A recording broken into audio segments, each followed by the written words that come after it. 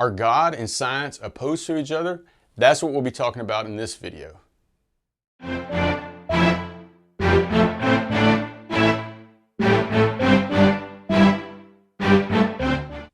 Do we have to deny God or Christianity if we're going to do science?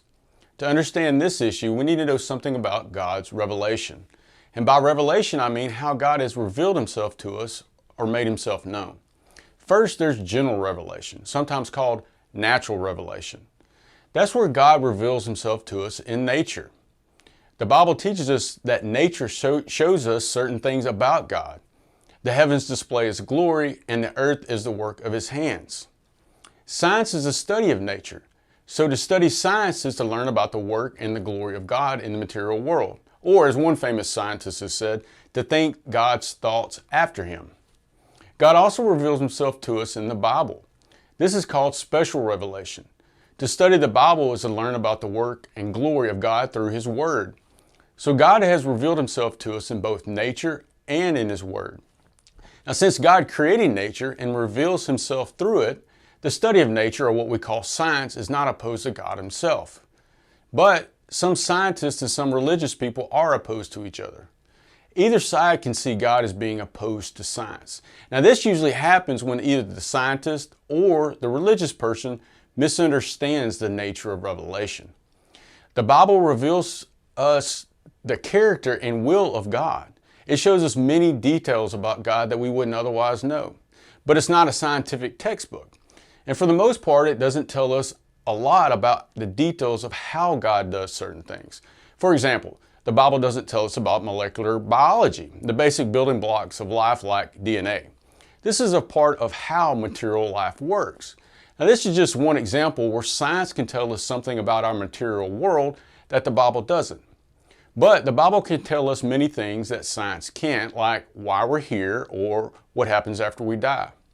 Where the Bible and science usually get crossed up is where the Bible is trying to be used to explain things it wasn't meant to, or science is trying to answer questions it's not meant to.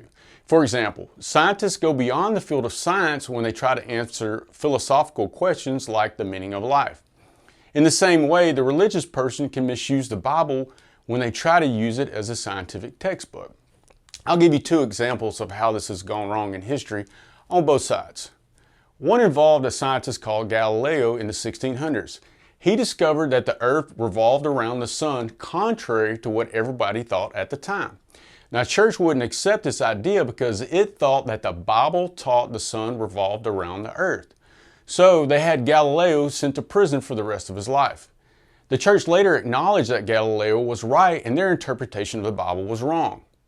On the other side is the French Revolution. And that happened in the 1700s. One of the main reasons for the revolution was new advances in science they thought disproved what the Bible taught. So they outlawed religion and tore down the churches or turned them into factories. They also killed thousands of people based partly on their new understanding of science. But later, many of the scientific theories they thought got rid of God have been disproved by modern science. So both sides have been wrong in the past. What we need to remember is that the Bible is not a scientific textbook, and science can't explain everything. Both nature and the Bible are God's revelation. So if our understanding of science and the Bible are in conflict, we've either misunderstood our science or misunderstood our Bible. Both show us the glory of God. And if you want to know more about how modern science and Christianity relate, check out these two guys, John Lennox and Stephen Meyer. Lennox is a mathematician and Meyer is a biologist. Both are at the top of their fields and both are Christians. They also speak throughout the world about the relationship between science and Christianity. They have tons of videos on YouTube, and we'll put a link to a few of these in the description below.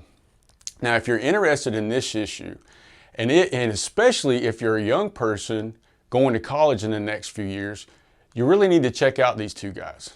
Now, thanks for watching, and if you like our content, subscribe to our channel and hit the bell if you want updates on our posts. Thanks.